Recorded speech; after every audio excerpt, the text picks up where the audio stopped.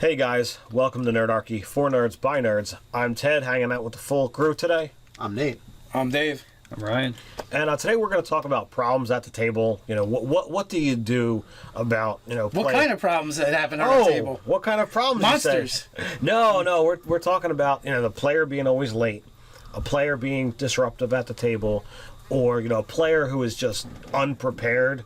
They forgot something, they don't have their character sheet, they're not leveled. So what we're trying to say is we have 99 problems and your players 99 of them. That's right. Yeah. So, I was inspired to do, to talk about this on a video after, seeing something on Facebook. I was like, this player is always late, and, when they show up, they're missing their dice or their character sheet. He kicks my dog. Or the character sheet, the character sheet's not leveled. So what do you do when you got a player like this? The thing that I had read, it's like, this guy is the ride for other people, so I can't kick him out of the group. So that means not only him and three other people or two other people are late. Actually, is what happens. Seems like you just gotta adjust the time of your game. Yeah. So I mean, because especially if he's picking up people, maybe it's not he gets there late, but he's got to pick up 2 or 3 people, and that's I look at the situation as, number one, gaming is a social gathering. So if somebody is late, you have 2 options. You can either start the game without them and just do stuff in town, or small stuff with the players you've got, or you just hang out and socialize until everybody's there.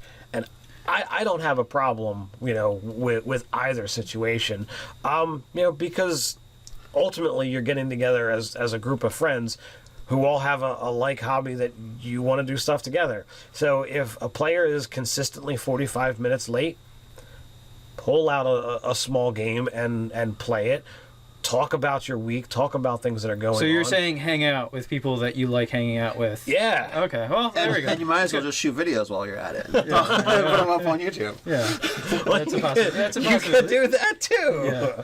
Yeah, I mean, for the late, there's several things you can do. You can alter the time and not tell the person. Yeah.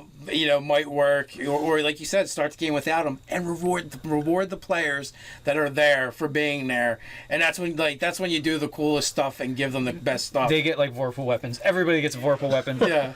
Except for the late. It's your early warning prize. Yeah. You can draw up a social contract, and discuss it. You can pull that person aside and be like, "Yo, what's going on? Is there anything we can do?" And there's so many different variables in this too. Is it someone you're related to? Is it someone you're friends with? Or is it some stranger that you don't care about that much? And if they left your table, you'd murder them and take their stuff. So you're basically an adventurer. It's like, no, I'm not a murderer. I'm an adventurer. Or This is the level boss. Or is the problem Ted said with someone that brought up, well, this person brings half the group. Then it becomes a problem. Or maybe that's part of the problem. They don't. Maybe they're not. Well, it could be that not they're late. The people they're picking up could be late. There's a lot of variables when you're picking up 2-3 other people. You know? Especially if they aren't the super most reliable type that you're picking up. That each one of them could be 5 minutes late. And that adds to the overall. What happens if you go to pick up somebody else and you're knocking on the door, you're making phone calls, and they're just not answering, and we're not talking about you at all, Pete. And you find out a week later that they were actually asleep inside, and you couldn't actually get them up. Yeah, I mean that never happens. No, it's never happened at our table. Yeah, nope. So what were the other things? So another thing is, what happens if a player's not prepared? They're consistently forgetting their character sheet. They're not leveled up before they actually get there. And for me, it's like I don't see a problem in saying, okay, well, for the people who are consistently forgetting their character sheet, keep a copy at the table. I would say, okay, I'll hold on to your character sheet with my DM notes. Also, put it in a PDF digital document that you can send to your GM, or a common document like Google Drive or something like that, where everybody in the game has access to it. If it's an actual physical copy, just scan it and put it up on Drive or something. And this way, at least the GMs can say, okay, well, here's your character sheet, just give it back. I mean, because we've all lost notebooks, we've all lost pieces of paper, we've all had accidents, where the book falls out of somewhere. So that's okay to occasionally, not have it. But if every single session, I don't have my character sheet. Well, you kind of need a character sheet in order to play this game. It's kind of necessary. So says you. Well, or they're not leveled up and they're not ready to play. They're unprepared for whatever reason. Again, you might have to go back to the social contract or pull that player aside and then the third step thing is like, do you really want them at your table? Which I hate, like the idea of throwing people out of the table, especially if they're supposedly your friends or something. Right. Yeah, and just what seems to be for organizational issues, like you lose your character sheet or you forget it. Well, why did you forget it? Did you put it on the table to remember it and then it just didn't pick it up? I personally, I've seen many people over the years leveling their character as we're playing, and as long as they have some semblance of a clue as to what is going on, I don't have a problem with it. I don't think there's that much of an issue. And there's not a huge difference between one level. Like, all right, so maybe you gained access to third level spells, and you're just casting up to your second for the moment, until you have that fully fleshed out. There's not going to be a huge problem. There's enough kind of downtime that happens around the table. You could do a single level of a character. Yeah, like and unless you are specifically getting to a situation where a level gives you something. And as a problem occurs, it'll be like, oh, well, this skill or spell that I probably wouldn't have taken is going to be insanely useful. Let me take it right now. I mean, that would be super cheating, by the way. It's super cheating. It's super, it's funny though. Super douchey. It's kind of douchey and cheating, but in a way, it's almost like you're playing Fate and you left aspects open. That is like it's because true. it's like this. We're playing D&D and we're not playing Fate. Yeah. But how often is something like that exact situation going to come up? In the years that I've been gaming, it might have happened once. I really don't care that much. Well, and they're stuck with it now, so hopefully it was good for them. They're stuck with that choice regardless, so you just move on. Again, it's a game where everybody's supposed to be having fun, so just have fun. And if the caster is a wizard diviner, like that foresight thing, like that kind of you might be able to RP a little bit of that. Yeah.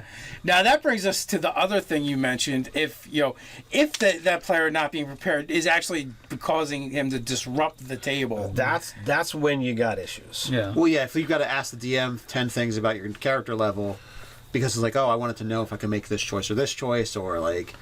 Take this language or this language, and you're just like, hey, we're playing a game.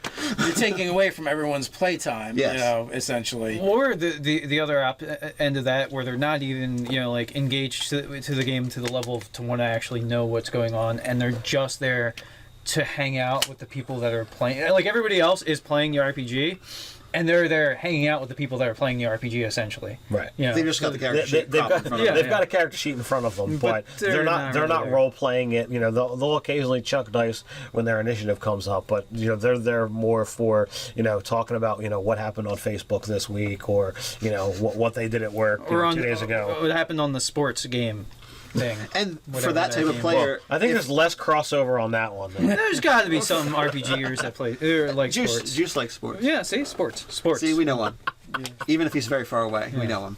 For those type of players, maybe they do want to socialize, and just getting to the game earlier and hanging out and talking is best for them, and then they can kind of get it out of the way. Like Pete and Nicole, they need the little time to life dump on each other before the game starts to help things move along. Yeah, be like, hey, I haven't seen you in 3 weeks. This is what's going on, and then now we'll get to play. So it might be that, and that's bleeding into the whole game because they didn't get that time. So that might just be like hanging out with them on a different day that's not your game day, or earlier. Or get them to come there earlier, and other people to just show up and hang out a little bit before the game. Or you could even structure like a midway meal break in your game, where the pizza arrives or whatever, pizza time. And then just hang out and socialize. Do it then, and a little before that should scratch the itch. Then it keeps the and if the not, grease get an off ointment of your, for it. Then it keeps the grease off of your stuff. Yeah, that's true. Greasy dice. It's the word. Greasy character sheets. Greasy character sheets that you then put in. And not as in playing a very shady character. Yeah, and then you put them in with your clean character sheets, and then they all become greasy. It's just a mess. Yes. What do you do? So have social time during pizza time instead of game time. Cleanse it with fire. That could also be an option. Pyromancer.